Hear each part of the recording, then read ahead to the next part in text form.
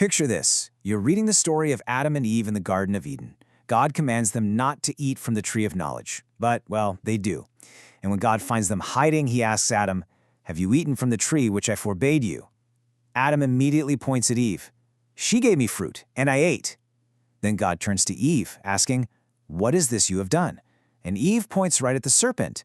"The serpent deceived me, and I ate." It's literally the oldest blame game in the book. But beyond the theology here, there is a totally fascinating nuance that actually reveals the blueprint of human intelligence. Notice the exchange. God asked what happened. He demanded the facts. But Adam and Eve, they answered why. They didn't just regurgitate raw data. They gave causal explanations. They instinctively knew that their actions were painted in a completely different color once a cause was attached to them. And honestly, that sets the absolute perfect stage for our explainer today. Okay, let's really dive into this. On one hand, we have the question, what happened? This is the realm of data. It's just the facts. But on the other hand, we have why did it happen? And that is the domain of causal explanations. You see, the story of Genesis perfectly mirrors a realization that happened super early in our evolution.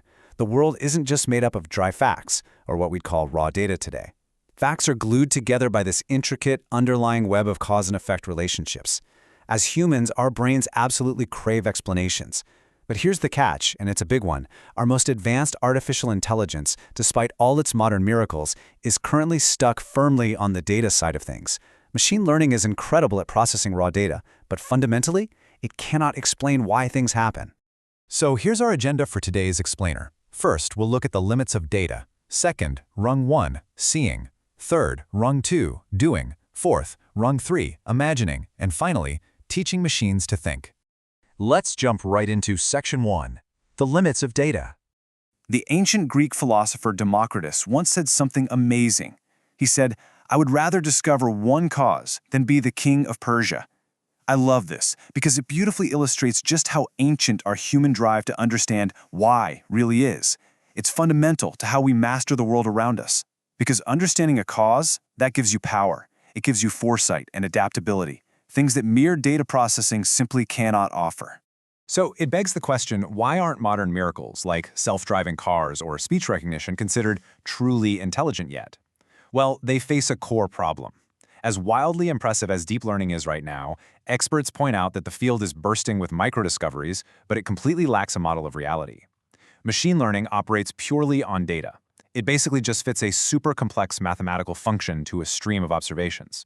But because it relies solely on that data, you end up with really brittle special-purpose systems. Sure, an AI might absolutely crush the world champion at the game of Go, but it doesn't actually understand the reality it operates in. It has no idea why a particular move works, only that the data says it does. Now, the solution to this problem is mapped out in Judea Pearl's brilliant framework, the ladder of causation. It reveals that organizing our knowledge of the world into causes and effects isn't just some monolithic skill you acquire all at once. There are actually 3 distinct cognitive levels a causal learner has to conquer.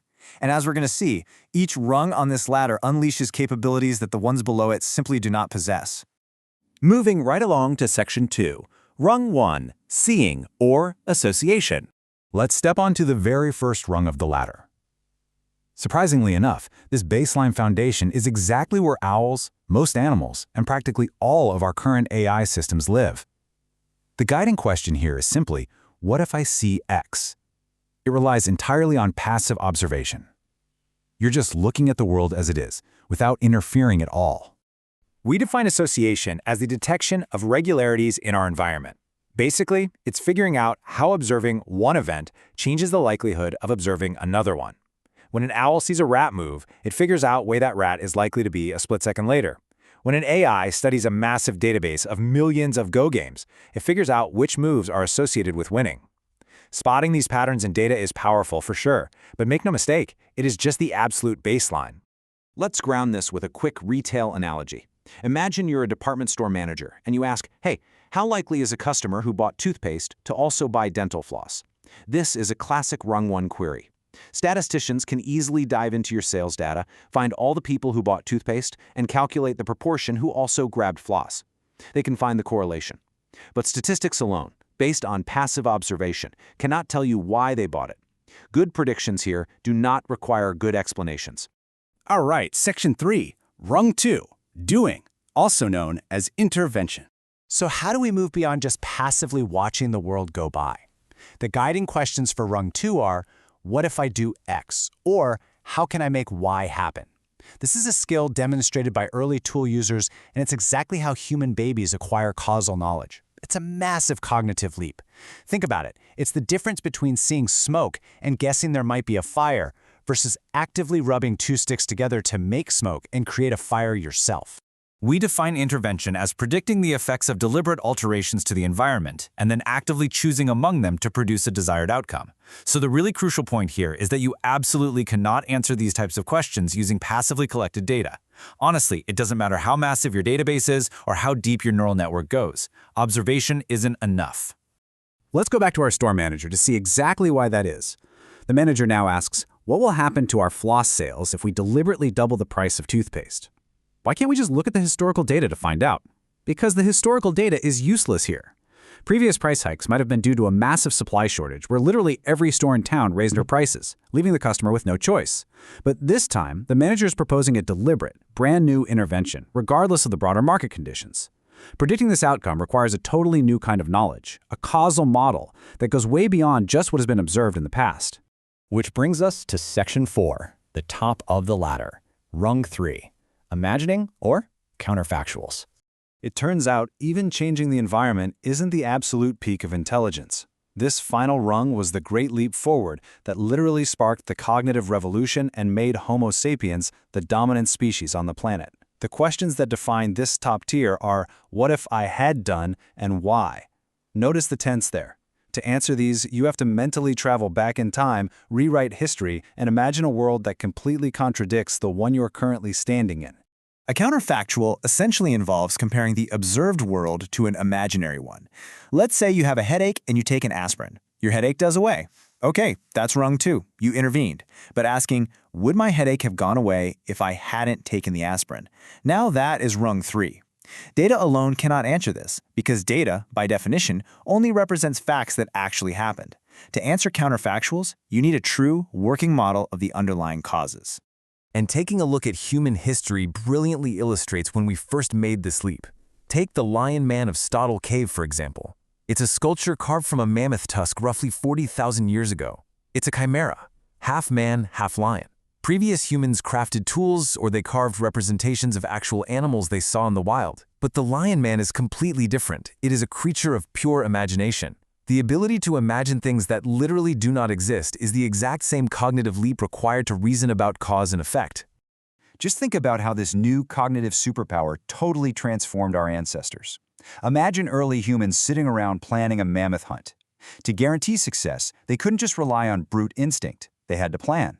They had to weigh all these different independent factors: the size of the mammoth, the number of hunters, the weather, the terrain, the direction of the attack. To actually do this, they possessed and manipulated a causal mental model of reality. They could sit there and imagine the different consequences of various strategies. And the true beauty of a causal model is its modularity. If they considered recruiting, say, one extra hunter, they didn't have to throw out the whole plan and reevaluate the wind and weather conditions from scratch. They can mentally change just one single variable, the number of hunters, and imagine how it affected their overall chances of success. They literally engineered their lives through imagination. Let's quickly review how this all builds together. At the bottom, rung 1 is association, asking, what if I see, which is purely passive observation. Rung 2 is intervention, asking, what if I do, which allows us to alter our environment. And at the very top, rung 3 is counterfactuals, asking, what if I had done, enabling us to imagine entirely alternate realities. We evolved from the bottom up, but to truly understand our world, we have to operate at the top. Finally, Section 5, teaching machines to think. So how do we connect our ancient evolutionary climb back to the incredibly modern challenge of creating artificial intelligence? Well, Alan Turing once proposed that to create true AI, we shouldn't try to simulate an adult mind at all, but rather a child's mind, which we could then teach. Building on that, Judea Pearl proposes the mini-Turing test. And the test is pretty simple. Can we take a story, encode it into a machine, and then have that machine correctly answer causal questions about it?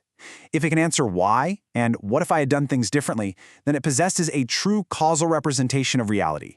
Passing this test is the ultimate benchmark for the future of AI.